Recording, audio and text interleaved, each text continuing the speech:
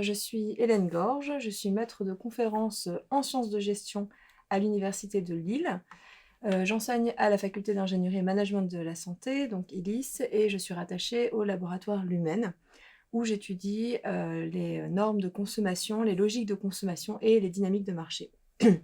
Et je vais vous parler aujourd'hui de la notion des besoins et de la manière dont nous pouvons penser et voire reconsidérer cette notion à l'aune de la crise sanitaire. Alors cette notion de besoin, elle semble finalement imprégner la crise sanitaire depuis ses débuts et depuis le premier confinement. Nous pouvons le constater dans de nombreux éléments lexicaux, par exemple lorsqu'on entend de manière assez récurrente parler de nécessité, parler de contraintes, parler de devoirs, d'obligations ou même de restrictions. Et les images aussi de consommation ordinaire et de la vie au quotidien nous ramènent sans cesse à cette notion de besoin, comme on le voit apparaître sur le PowerPoint. On le voit par exemple quand les acteurs de la culture exigent que ce secteur soit considéré au même titre, on va dire, comme un besoin, au même titre que les secteurs, par exemple, alimentaires ou vestimentaires. On le voit aussi quand, dans des supermarchés, certains biens de consommation ne sont pas accessibles, alors qu'ils se trouvent à côté de biens qui vont pouvoir continuer à être achetés. Ou encore, et en particulier lors du premier confinement, de manière un peu plus récurrente, quand les consommateurs se mettaient à faire des provisions de produits jugés essentiels, en particulier dans l'incertitude des mois à venir. Donc ce sont autant d'images, autant de phénomènes finalement que nous vivons depuis plusieurs mois, qui nous ramènent tout le temps à cette notion de besoin, à une forme de crispation aussi autour des besoins.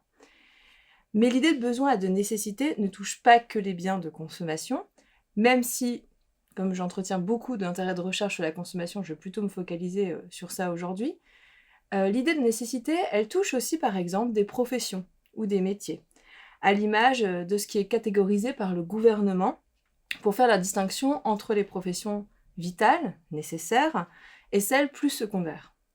Alors, cette incorporation du besoin dans la crise peut avoir des effets un peu ambivalents. D'un côté, ce type de renversement et ce type de focus sur le besoin est positif, et bienvenu même. Par exemple, dans le cas des professions ou des métiers, il remet en avant ces professions qui sont souvent un peu délaissées en temps normal, qui sont tournées autour du soin des autres, autour du care, et qui ont été peu valorisées, on va dire, ces dernières années. Et en plus, on voit le même type d'effet bénéfique aussi sur la consommation. Par exemple, le focus sur le besoin fait rêver quelque part les individus, et on l'a surtout constaté lors du premier confinement, d'un monde d'après, qui serait peut-être plus durable, plus local, plus focalisé sur quelque chose de vrai et qui relève du vrai besoin quelque part, et débarrassé de formes de superflu qui nuisent notamment à la planète. Bon, même si ce monde d'après, pour l'instant, n'a pas encore tenu toutes ses promesses. Et en même temps, je parlais d'ambivalence parce que d'un autre côté, on voit que cette évaluation des besoins, elle a amené aussi différents acteurs, comme le gouvernement, à faire des choix complexes, parfois peu compréhensibles, par exemple sur ce qui se passe dans le domaine de la culture. Donc on voit que finalement, ces différents objectifs et enjeux autour des besoins sont aussi dépendants des acteurs qui les énoncent. Et qu'il y a une forme d'institutionnalisation en fait pendant cette crise de ce qui relève du vrai et du faux besoin. Donc pour essayer de comprendre un peu ça, il faut déjà redécortiquer la notion des besoins, et c'est ce que je vais essayer de faire dès maintenant. Alors, le concept des besoins, il est vraiment central dans le langage sur la consommation et en marketing. Dans la définition du marketing traditionnel, il est considéré que cette discipline consiste à analyser les besoins des consommateurs et à mettre en place des moyens d'action pour influencer leur comportement. Et dans cette conception des choses, en fait, dans cette définition un peu traditionnelle, il est acquis que les besoins émanent naturellement des consommateurs et que les marchés sont là pour y répondre et pour essayer de développer justement cette demande. Pourtant, on sait bien qu'en réalité, ce sont en particulier les entreprises et les marques, bien plus que les consommateurs parfois, qui créent des marchés et des besoins ou les intensifient en tout cas par leurs actions. Donc bien que le besoin soit un concept assez fondamental en marketing à cette discipline, ce qui est intéressant, c'est qu'il y a finalement très peu de réflexion autour du besoin, autour de la manière dont on peut le conceptualiser et la manière dont il est construit, et je parle ici aussi de sa construction socioculturelle que je vais essayer de détailler. Alors, tout le monde, bien sûr, quand on parle du besoin, a en tête cette fameuse pyramide maslowienne, qui, à l'origine, a été conceptualisée pour essayer de comprendre les échelles de motivation des individus, mais qui ensuite a été rebasculée dans tout un travail autour de la compréhension des besoins. Dans l'échelle maslowienne, les besoins sont hiérarchiques. Et le fait d'accomplir un besoin permet d'accéder à un autre stade, un autre niveau de besoin.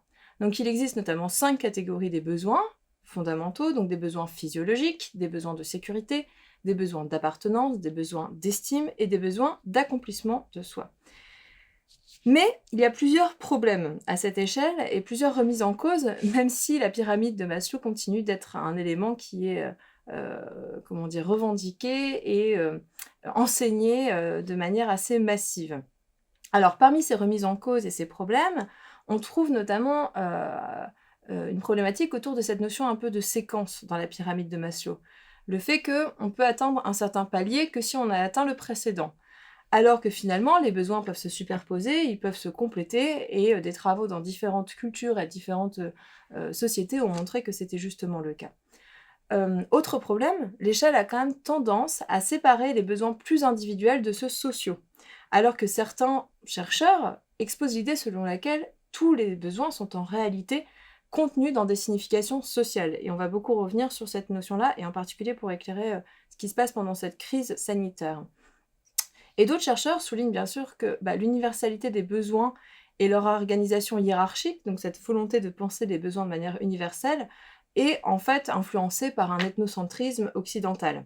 Donc la production des besoins, elle n'est pas naturelle, elle n'est pas indépendante de toute structure, mais elle est bien imbriquée à des structures socioculturelles existantes, et qui sont puissantes.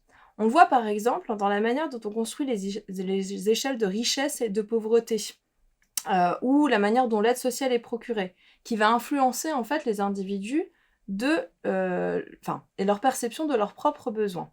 Dans ce contexte, notamment, l'anthropologue Mary Douglas a montré qu'en comparant différentes sociétés, parfois c'est le manque de loisirs qui est considéré comme un signe de pauvreté, alors que dans d'autres sociétés, c'est uniquement la possession de certains biens matériels qui reflète une forme de pauvreté. Donc tout ça, ça remet vraiment en cause profondément l'idée qu'il y aurait des besoins universels. Une fois cette notion remise en cause, on peut donc entrer en accord avec ce que dit Albou à propos des besoins, et que le besoin n'est pas un invariant de la nature humaine, mais bien une création permanente de l'histoire et de l'activité sociale. Et donc ça ancre le fait que les besoins sont ancrés dans un monde social. Et on le voit bien finalement dans cette crise sanitaire que nous traversons, où on redéfinit constamment justement ce qui fait partie ou non de la nécessité, de la contrainte, des vrais besoins, etc. Alors, dans cette même manière de penser, des anthropologues comme encore Mary Douglas ou Douglas et Isherwood ont aussi problématisé les perspectives universelles sur les besoins, en disant qu'en réalité les besoins sont coproduits de manière sociale, par des interactions sociales. Et donc les biens matériels, selon eux, ne servent pas seulement à satisfaire les besoins, mais bien à construire et maintenir des réalités sociales dans le temps. Et c'est exactement ce qui a été étudié par certains anthropologues comme Ince, qui a montré à travers un exemple très simple, celui du sucre, qui est vraiment un produit aujourd'hui du quotidien, comment ce produit est passé dans la culture européenne d'un symbole de luxe réservé à certaines classes sociales, à certaines élites, à une nécessité pour toutes les classes sociales. Alors ça, c'est un peu ce qui est acquis finalement et ce qui a été remis en cause sur les besoins. Mais malgré tout, dans la perception des consommateurs, dans la perception de nombreuses institutions, mais aussi dans la perception en recherche, l'opposition entre consommation utilitariste et consommation hédonique continue de dominer et continue de conforter en fait la notion des besoins telle qu'elle est définie aujourd'hui. Alors, la notion des besoins, justement, elle est souvent réduite à cette opposition.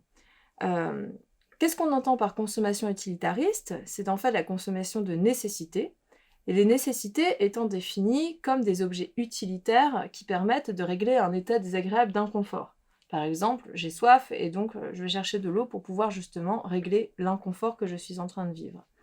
Et cette consommation utilitariste, elle est souvent définie en opposition à une consommation hédonique ou de plaisir. celle-ci, elle est plutôt basée sur les émotions, sur le désir, sur une forme de subjectivité.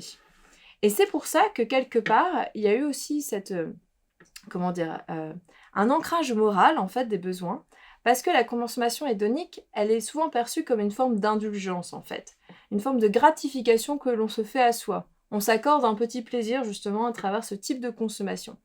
Et d'une certaine manière, elle est associée à une nature un peu faible du consommateur, qui va céder justement aux tentations et à ses impulsions. Donc tout ça, ça a vraiment contribué à construire une représentation spécifique des besoins et de cette opposition entre consommation utilitariste versus hédonique. Répondre à ces désirs apparaît donc comme peu raisonnable, peu responsable, alors que la satisfaction des besoins à travers la consommation utilitariste fait vraiment référence à des logiques ou à des mécanismes plutôt instrumentaux et logiques. Pourtant, ce qui est important de comprendre, c'est que finalement les besoins constituent un système discursif et de pratique beaucoup plus complexe que cela. Ou en tous les cas, il faut comprendre comment la référence aux besoins est élaborée dans un contexte justement où cette distinction entre consommation utilitariste et hédonique a été construite et dans quel contexte idéologique elle a été construite. Alors ici, j'ai repris en particulier un auteur, donc Colin Campbell, qui parle beaucoup de cette notion de besoin, et lui explique qu'il y a deux rhétoriques qui sont principalement mobilisées par les consommateurs pour donner du sens à leur consommation, pour expliquer pourquoi ils font tel choix ou pourquoi ils ont telle pratique en fait. Donc une rhétorique autour des besoins et une rhétorique autour des souhaits ou des désirs. Pour Campbell, les besoins ont ainsi émergé d'une philosophie utilitariste qui est inspirée du puritanisme, qui se focalise sur le confort et la satisfaction.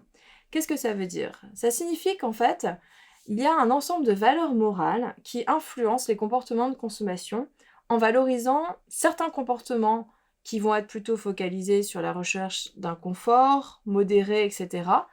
et en critiquant de facto les excès d'autres comportements qui vont être focalisés sur le plaisir. Et en fait, Colin Campbell explique que tout ça vient d'une forme d'éthique puritaine, qu'il a reprise notamment à la description de Weber, et qui est au cœur finalement de cette forme d'injonction sur la fonction morale des besoins. Car l'éthique puritaine, elle met en valeur certaines choses, et notamment un état de privation, une forme de discrétion, dans lequel il existe un manque de quelque chose qui est nécessaire pour maintenir une certaine condition de l'existence. Et ça, on le comprend encore mieux quand on utilise le travail d'autres anthropologues, et je pense notamment à Salins, qui lui a expliqué que le concept des besoins est profondément interconnecté avec des valeurs judéo-chrétiennes. Et il fait partie de ce qu'il appelle la cosmologie occidentale.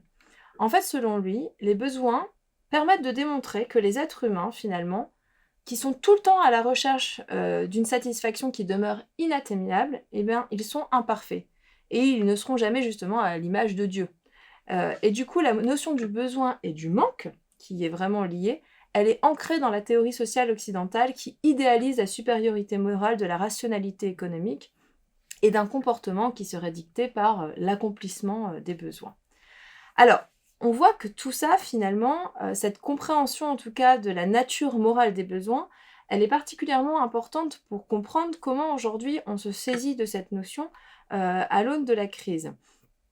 On voit aussi que cette opposition, attention, entre consommation utilitariste et consommation hédonique, elle est utilisée en valorisant un pan plutôt qu'un autre à certains moments de consommation, à certaines périodes de l'histoire.